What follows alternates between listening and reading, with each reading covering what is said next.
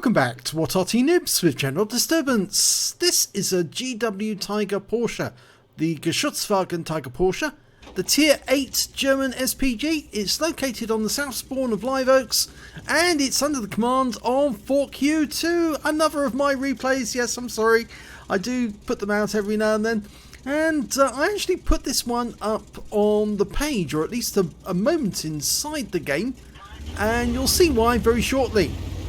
Okay, I've got two Arty teammates, a GW Panther, the Tier 7 German Arty, and the S51, the Tier 7 Soviet. And well, I'm the only one who's going for the dip. I've got the 17cm gun, you can tell that from the muzzle brake at the end. The 21cm one doesn't have a muzzle brake, but I've got a good reload time, 27.24 seconds. And I'm going to get down to the far end. Now this actually works against me on this game for the start, and you'll see why very shortly. Yep, I'm aiming towards the tree, spotting for an enemy TD to appear. My team have moved up and nobody's gone down to the railway line. And an EBR comes into sight. It's an EBR Hodgkiss trying to get a solution on him. He's moving about a lot. He's retreating. And I wipe him out. Now that was actually the second kill of the game. Unfortunately, the enemy did lose one of their own teammates. They lost an LT432. We don't know how. I mean, it must have come up on the screen, but yep, they've lost their first scout to me. And that's the first proper kill by our team. Now, KV2 making his way towards the city. Give him enough seconds to go through the gap, and yes, I got a direct hit on him. Yep, he definitely got hit, and I'm pulling back. Yep, you can see he's been hit, 64% of his health now, and he's got a nice hefty stun on him, so I left it just long enough for him to get through the gap and then get hit by the shells straight away. Well, I'm still following him. I'm not indicating him as target yet because I may have to switch targets, and I think, yes, I'm going to have to because, unfortunately, I've lost sight of that KV2. I fire a quick round at the T29, and that shell actually impacted on the engine deck. I know that because I checked the battle hits afterwards, and yes, it went right into his exhaust vents, or the heat vents, on the top of the engine deck. The T29's gone down. Right, we've got a KV2 sitting by that building, and he just got hit by our GW Panther. Or is it? No, the S51 hit him. Going for that KV2. Rounds out. And it's a kill shot. So my second kill of the game. Only 194 hit points, but I only need a splash, and the shell actually landed just in front of him. Now, I was getting worried about the railway line, but I noticed an SU-130 PM sitting up on that hill, taking pot shots at our guys. And at that moment, my attention was drawn to the guys over on the railway line, and I suddenly realised that I'm too far down the far end to actually get a shot on them, so I had to back up a bit just to get a shot. I fired at the T52, but he stopped for a second, and so my shell didn't impact on him. So I'm getting very concerned now. I'm thinking, yeah, I might have to move. The GW Panthers join me in the gap, in the dip, and that SU-130 PM comes into sight again. I'm going to keep focusing on these TDs if I can, because they're the major problem to our guys. I'm almost loaded. Rounds out. Looks like that was near where the SU-130 PM was last seen, and I'm moving to get a new firing position. Notice that the enemy is getting rather close now. That T52 is still in the same spot, but the T3485M has gone through the gap, and I think he's being shot at by that Scorpion G. But I'm just going to go up to the far end here. Now I notice the TDs are accumulating, so I'm setting up to hit one of them, and I wiped out the Rheinmetall Borsig Waffenträger. He's back in the garage, and the Hellcat was stunned.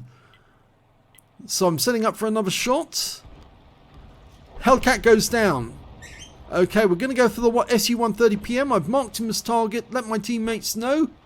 They are getting close. I definitely want to hit this guy if I can help it. I'm trying to line up, but they get close, and I've already fired. And, oh, I stunned the setter, but I did get some hit points off the SU-130 PM before he went down. So I suppose I shouldn't have fired there. I should have held my fire. And if I had, I probably would have got the first shot on that GW Tiger P. But he's up front, so they're going to see him first. They're going to shoot him first. So I decide to switch target, go for the SU-14-1 at the back. Rounds out on him. He just got hit, and I've splash killed him. So that's my 4th kill. GW Tiger P goes down. There's only 2 enemies left, the T-52. And there is a GW Panther somewhere. Oh, he's been found. There he is.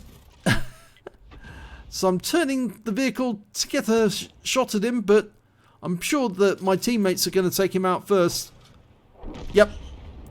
It was the 45 TP who actually got the kill. I couldn't have shot anyway because the AMX 12 ton was just too close to him anyway. And I wouldn't want to stun him, even though I wouldn't have damaged him actually with the splash. It was just no point in shooting and hitting my teammate.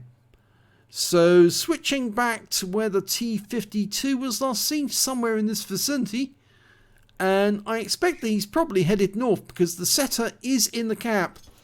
And, oh, there he is. Yes, he did move north. He's up in the gap. He's attacking the AMX 12 ton, who kills him. And that's the end of the game. So, quite a fast game, that. Let's have a look at the end of battle stats and see how we got on.